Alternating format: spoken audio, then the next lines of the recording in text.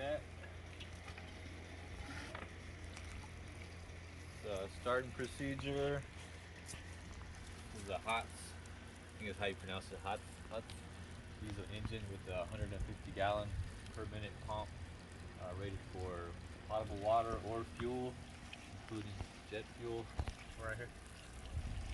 This is a 24 volt cranking system, so we got two 12 volt batteries wired in parallel here, or in series.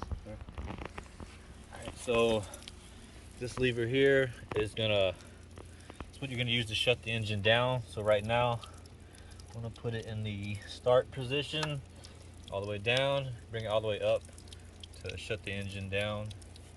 And we got water running through here. You don't want to run it dry. Control box here.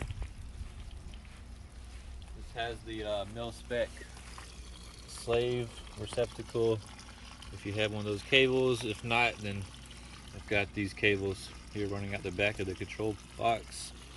It has a preheat function. You wouldn't need that today. It's like 80 degrees out here.